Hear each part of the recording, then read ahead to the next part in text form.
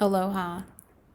I am Molly Willson, and in this conversation, I will be talking about identity. Now, our identity is who we are and who we are not. It is what gives us a sense of purpose, direction, pleasure, enjoyment, and really connects us with other people. And I want to preface this conversation by saying that I'll be referencing human design throughout this talk, but if that's not something you're familiar with, no worries. The information is here to help you build awareness. So just take what resonates and leave the rest. So, just briefly, in human design, we have an identity center, and that really shows us if we have consistent energy for purpose, direction, and love, or if we have more of an open and inconsistent energy for purpose, direction, and love. So, in human design, we have those two centers, and what differentiates them is that people with defined identity centers tend to have a pretty clear and obvious purpose or a pretty clear and visible goal. So they may be people who have a business, an established business in a very, very particular area and that they are happy with it. They might not be so interested in stepping outside their box. Rather, they're very happy in their lane and they're very happy doing what they do. And it brings them joy, and that's great. Now, on the other side, there are people who have open identity centers or undefined identity centers. So these are your people who may bounce in between or bounce around different identities or different roles. It's not so black and white, and they may feel pulled in different directions. And generally, this feels very confusing. It can feel overwhelming, and there's really no sense or connection to who they are because they are constantly shifting. So inherently, this openness leads them to searching for answers in their environment. It leads them to looking for roles or people around them to give them an identity. And generally, these people with the openness can easily fit into any role. They can easily do a job, but after a while, it may feel boring or even become frustrating. So those who have the openness, I am one of those, it is okay. We're here to adopt direction and identity based on our outside influences, but not be attached to what that looks like in the long run. And again, this can be confusing. They may not understand what they want or who they are, and that is the mind. Of course, the mind wants to figure it out, and the mind wants to have a goal. But according to human design, those with the open identity centers or undefined identity centers, we're not here to figure it out. We're really not here to attach ourselves to one role, one identity, one persona. We are here to be those fluid beings and really allow ourselves to transition in and out of identities. So we're really here to try on different hats and kind of let that be playful for us instead of getting so locked in or serious about wearing one hat for our entire lives. The hard part is deciding what kind of people you want to influence you.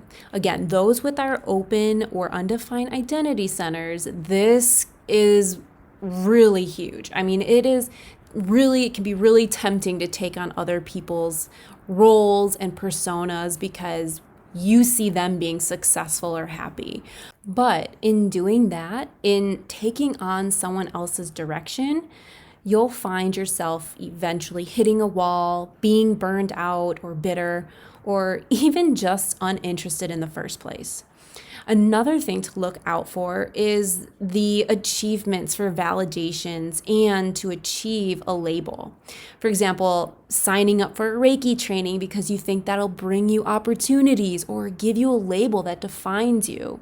When sure, it might, but eventually you'll find that maybe your interest shifts, your motivation for doing it is no longer there, and then we kind of go back to what your intention was in the first place. And that is the mind. That is the mind wanting to have some sort of identity for direction rather than personal interest or curiosity for learning more. And that is your openness for looking for that purpose, looking for direction, looking for a label to help guide you in life. Now, I'll share a personal example because I am, as I said, an undefined G center, so identity center. And recently I was invited to help co-facilitate a nutrition retreat with a friend. And it wasn't necessarily the person whose identity I was taking on, but rather the role the project gave me.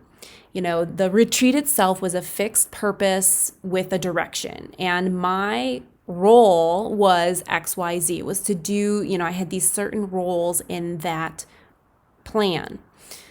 And in the prep stages, I was all gung-ho and excited because I had direction, I had purpose, I had something to do, and I was very excited about it. But as soon as the retreat was over, as soon as the project finished, I noticed that my interest in that identity completely disappeared.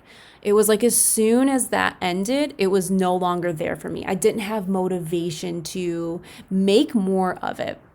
And this is because I have practiced being fluid and non-attached with my identity, non-attached to the outcome. Now, I did that because I know about my open identity center, whereas someone who may not yet notice that awareness or may not really understand their own identity and how that energy works, they may have taken that experience and tried to cling on to the identity and the what ifs and what it could create for them and prolonged it, tried to force something to happen after the fact.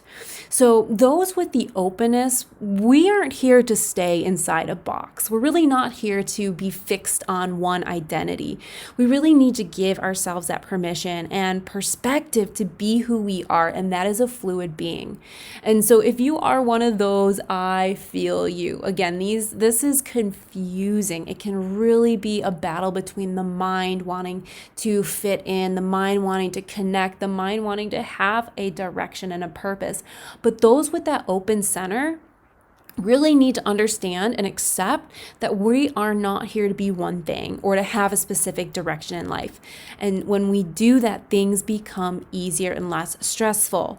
So I encourage you, if that is you, to take the step back and observe. Observe to how you might be trying to force yourself to stay in one lane. Force yourself into being a person that, you're not meant to be forever.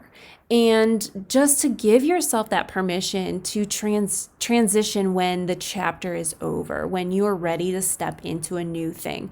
So again, I want to invite you to notice what shifts when you step away from needing to have an identity, or how it feels when you separate yourself from people and places that are influencing you. And if you're someone with consistent and fixed energy for direction, observe how you might impact others. Observe how you may use your direction to motivate others while also allowing them to change and grow. Because not everybody is going to align with your vision. Not everybody is going to stay in your purpose, and they're not meant to.